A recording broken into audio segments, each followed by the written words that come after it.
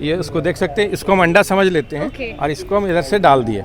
अब इसके अंदर चला गया, नहीं गिरेगा। अब ये देखिए हिल रहा है और हिलने के बाद इसको मैं घुमा भी देता हूँ, लेकिन उसके बाद भी ये अंडा नहीं गिरेगा। बया का नेस्ट है, कौन से घोंसले में बया अंडा देगी इसका सिलेक्शन फीमेल करती है। जितने अदर मेल बच जाते हैं उसको उस घोंसले में जो सोल्जर्स होते हैं सबको मार देते हैं। हजारीबाग के कन्हरी पहाड़ के पास कन्हरी बर्ड फेस्टिवल की शुरुआत हुई है और आपको बहुत ज़्यादा समय आपका नहीं गंवाते हुए यहाँ पे लोगों को दिखाएंगे। आप लोगों को, कुछ लोगों को पहचान रहे हैं और अमित जैन का बर्ड का एग्जीबिशन भी लगा है जो सालों की उनकी मेहनत है।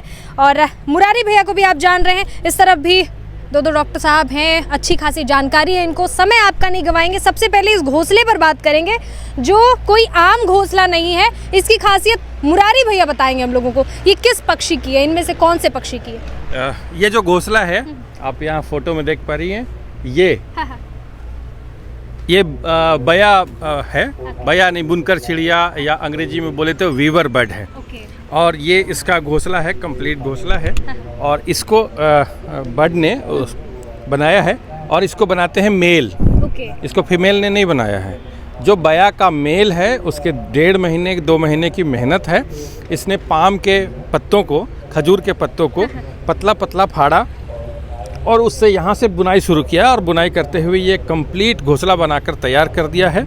इसमें इंटरेस्टिंग फैक्ट ये है कि जब ये घोंसला बनाता है तो लगभग फिनिशिंग तक पहुंचता है तो उसके बाद वो अपनी फीमेल पार्टनर को अट्रैक्ट करता है, बुलाता है और फीमेल पार्टनर आती है और इसके अंदर और बाहर इंस्पेक्शन करती है और इंस्पेक्शन करने के बाद अगर वो सेटिस्फाई नहीं हुई तो वो इस घोंसले को रिजेक्ट कर देगी। वो कैसे बताती है? वो बता देती है, उनका इशारा होता है, पंख से, पंख इशारा है और वो वहाँ से उड़ जाती है, भाग जाती है। मतलब कि आपका घोंसला रिजेक्ट हो गया, मेल उसको छोड़ देता है या तोड़ देता है और दूसरा घोंसला बनाना शुरू कर देता है। तो मतलब यह जो बया का नेस्ट है, कौन से घोंसले में बया अंडा देगी इसका सिलेक्शन फीमेल करती है। और यही वजह है कि बहुत सारे जो यंग मंस होते हैं जो पहली बार घोंसला बना रहे हैं तो उनमें कौशल की कमी होती है, तो उसके वजह से घोंसला सुंदर नहीं बन पाता या थोड़ा टेढ़ा हो गया या उसका एंट्रेंस अच्छा नहीं बना, वो रिजेक्ट हो गया।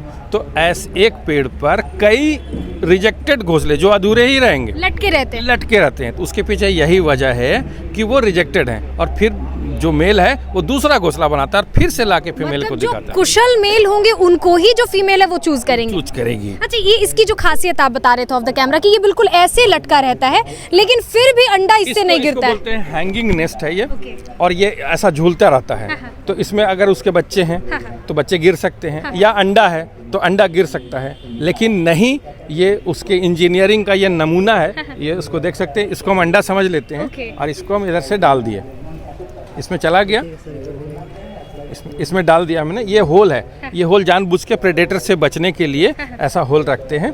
अब इसके अंदर चला गया, अब इसको हम इधर कर दिए, वो अंडा इसमें है, उसको आप अंडा समझ लीजिए। ये अब नहीं गिरेगा। अब ये देखिए हिल रहा है और हिलने के बाद इसको मैं घुमा भी देता हूँ, लेकिन उसके बाद भी ये अंडा नहीं गिरेगा। मतलब कितना भी हिलेगा अंडा नहीं गिरेगा। सभी प्रत्यक्षदर्शी भी यहाँ पर हैं जो इन सारी जानकारी को पहले से जो है जान रहे हैं बखूबी। तो फिर इसको निकालेंगे कैसे वो लोग? वो चिड़िया जाएगी तो उससे तो चिक्स निकलेगा, अंडे हैं तो अंडे से जब चिक्स आ जाएंगे बाहर तो वो उसकी मम्मा उसको उड़ने में सहायता करेगी, उसके पापा सिखाएंगे उसको।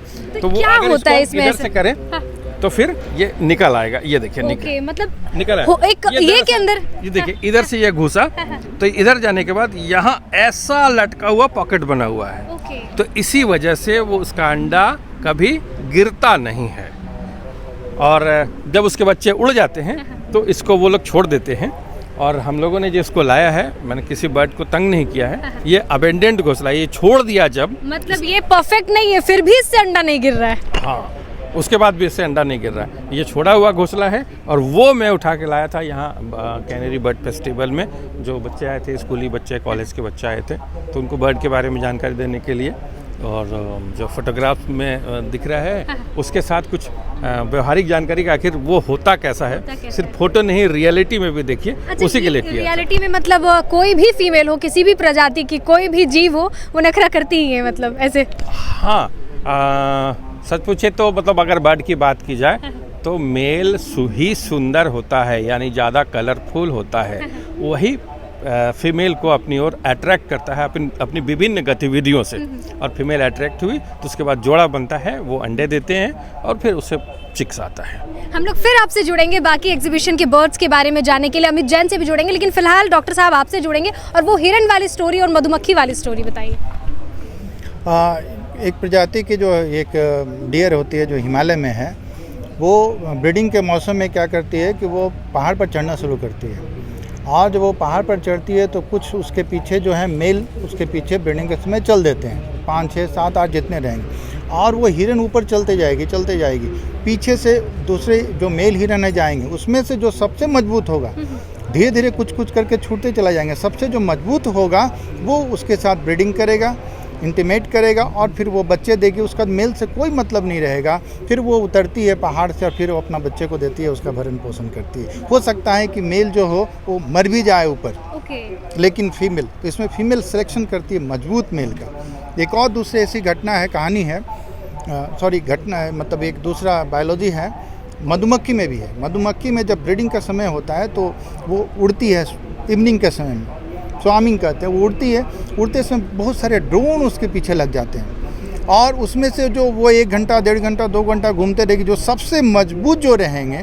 जो सबसे मजबूत मेल रहेंगे, वो उसके साथ कपलेशन करेंगे, उसके बाद वो बच्चे देंगे, वो फीमेल जो है वो लौट के घोंसले में अपना वो हाइव्स में आ जाएगी। जो मेल होगा वो समझिए कि अब मर जाएगा, क्योंकि उसका जो रिप्रोडक्टिव पार्ट होता है वो टूट जाता है, वो फीमेल में चला जाता है। वो आएगा, उसको कोई छेड़छाड़ नहीं करेगा, वो आएगा हाइव में थोड़ा देर रहेगा, फिर डेथ हो जाएगा। लेकिन जितने अदर मेल बच जाते हैं उसको उस घोंसले में जो सोल्जर्स होते हैं सबको मार देते हैं, क्योंकि वो लोग मजबूत नहीं हैं जनरेशन को आगे ले जाने के लिए। इसी तरह से फीमेल जो है वो सेलेक्ट करती है कि जो उसका पार्टनर हो मजबूत हो, आने वाला जनरेशन उसका मजबूत हो और हजारों साल तक जिंदा रहे। बहुत शुक्रिया आपका। जीव जंतुओं के साथ साथ भारतीय परंपरा में तो ये भी है कि वधू ही वर को चुनते हैं। ये फर्स्ट पार्ट आप देख रहे हैं, वीडियो का नेक्स्ट पार्ट दूसरे पार्ट में आप देखेंगे, क्योंकि वीडियो बहुत ज़्यादा लंबी हो जाएगी। अभी हम लोग और एग्जीबिशन और इस बर्ड के बारे में अमित जैन से बात करेंगे, मुरारी जी से बात करेंगे। तब तक के लिए इसको बहुत सारा प्यार दीजिए।